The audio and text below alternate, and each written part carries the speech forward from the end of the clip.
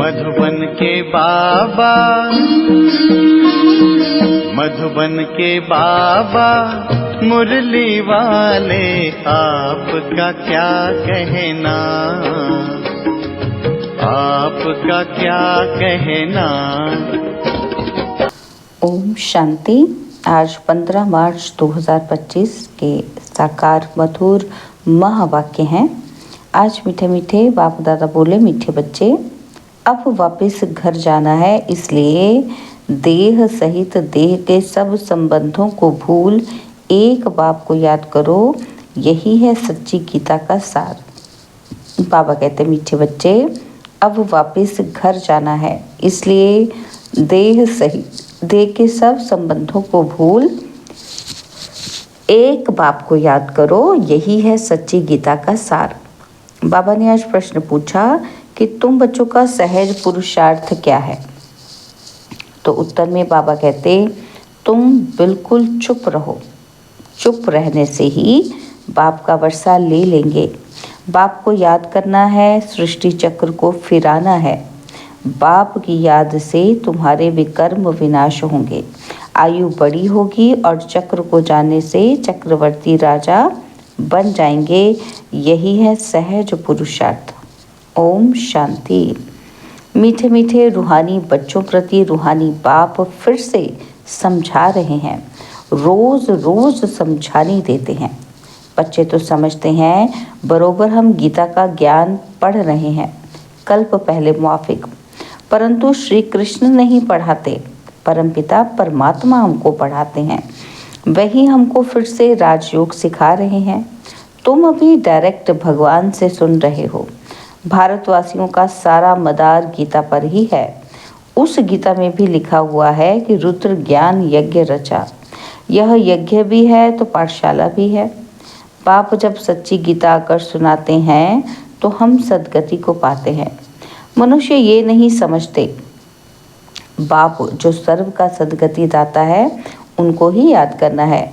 गीता भल पढ़ते आए हैं, परंतु रचयिता और रचना को न जानने के कारण नेति नेति करते आए हैं। सच्ची गीता तो सच्चा बाप ही आकर सुनाते हैं। यह है विचार सागर मंथन करने की बातें। जो सर्विस पर होंगे उनका अच्छी रीति ध्यान जाएगा। बाबा ने कहा है कि हर चित्र में ज़रूर लिखा हुआ हो कि ज्ञान सागर पतित पावन गीता ज्ञानदाता परम प्रिय परम पिता परम शिक्षक परम सद्गुरु शिव भगवान उवाच। यह अक्षर तो ज़रूर लिखो जो मनुष्य समझ जाएं।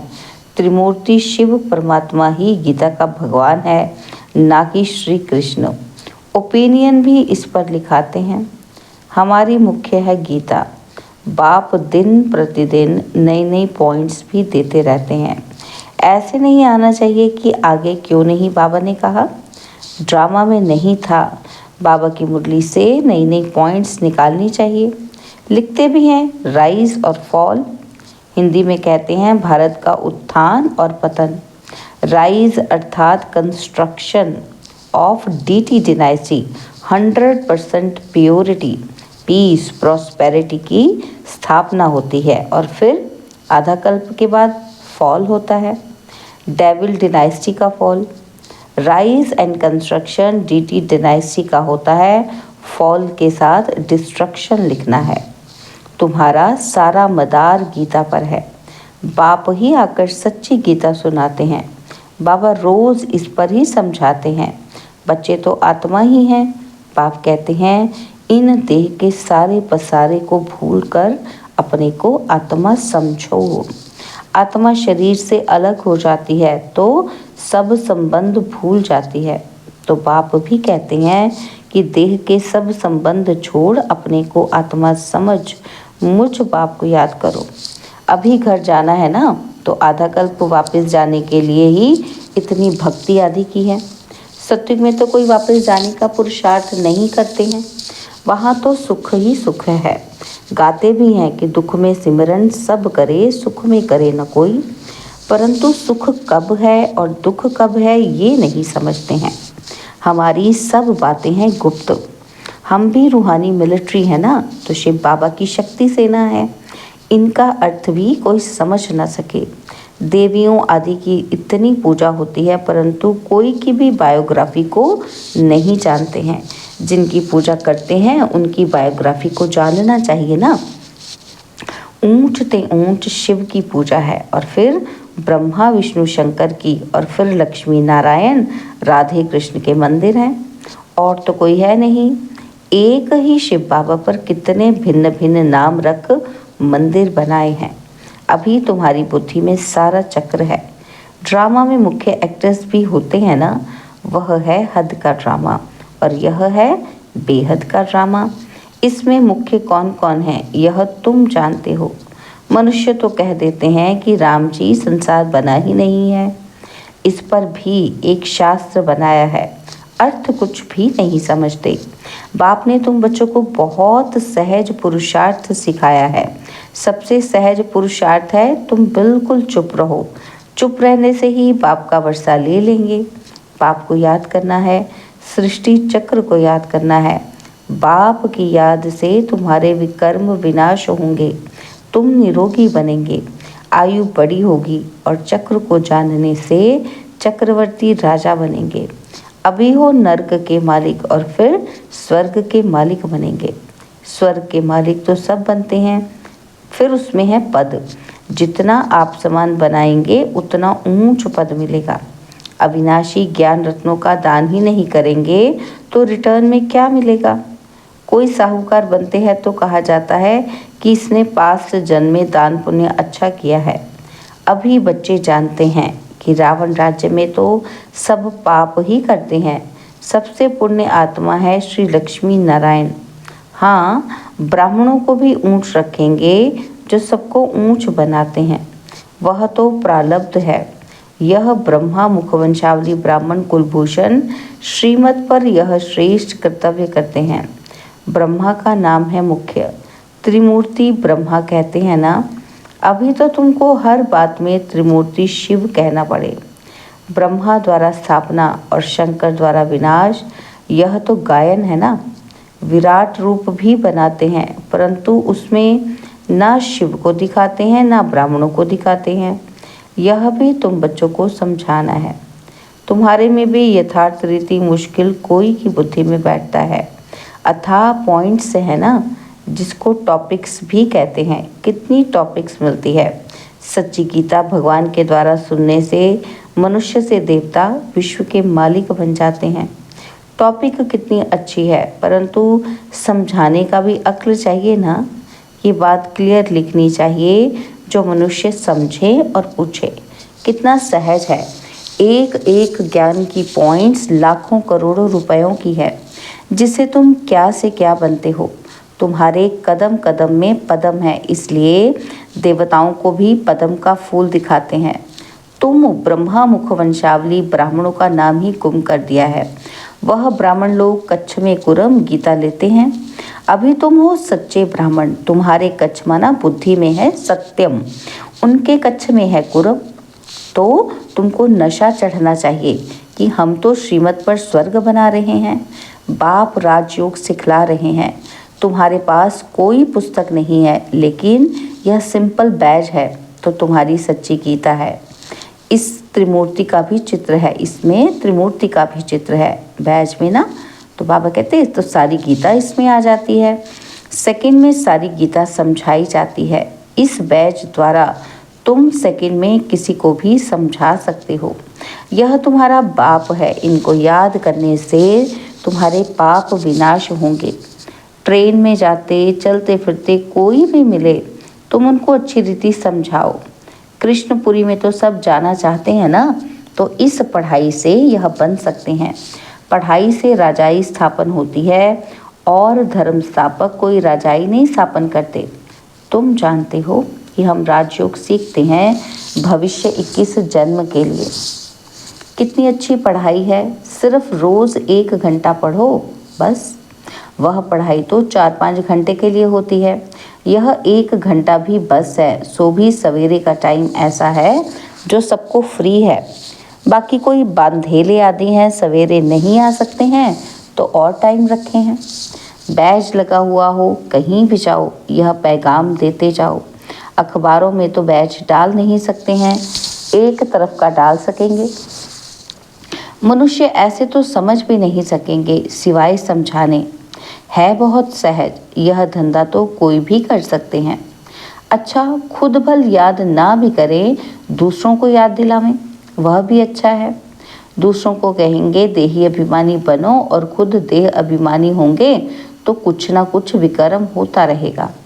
पहले पहले तूफान आते हैं मनसा में, फिर कर्मणा में आते हैं। मनसा में बहुत आएंगे, उस पर फिर बुद्धि से काम लेना है। बुरा काम कभी करना नहीं है और अच्छा कर्म करना है।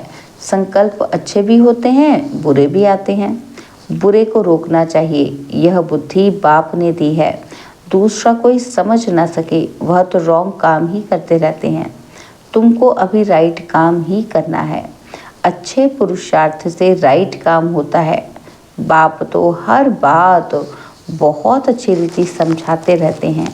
अच्छा, मीठे मीठे सिकिलते बच्चों प्रति माता पिता बाप दादा का याद प्यार और गुड मॉर्निंग। रूहानी बाप की रूहानी बच्चों को नमस्ते। हम रूहानी बच्चों की रूहानी बाप दादाजी को दिलवा जान सिखवा प्रेम से नमस्ते। ओम शांति। प्यारे बाबा, मीठे बाबा, मेरे बाबा, शुक्रिया बाबा, शुक्रिया बाबा, शुक्रिया। धारणा के लिए मुख्य सार है। पहला पॉइंट है, यह एक एक अविनाशी ज्ञान का रत्न लाखों करोड़ों रुपयों का है। इन्हें दान कर कदम कदम पर पद्मों की कमाई जमा करनी है। आप समान बनाकर ऊंच पद पाना है। और सेकंड पॉइंट है, विकर्मों से बचने के लिए देही अभिमानी रहने का पुरुषार्थ करना है। मनसा में कभी बुरे संकल्प आए तो उन्हें रोकना है, अच्छे संकल्प चलाने हैं। कर्मेंद्रियों से कभी कोई उल्टा कर्म नहीं करना है। बाबा ने आज वरदान दिया, रूहानियत के प्रभाव द्वारा फरिश्तेपन का मेकअप करने वाले सर्व के स्नेही भव। रूहानियत के प्रभाव द्वारा फरिश्तेपन का मेकअप करने वाले सर्व के स्नेही भव।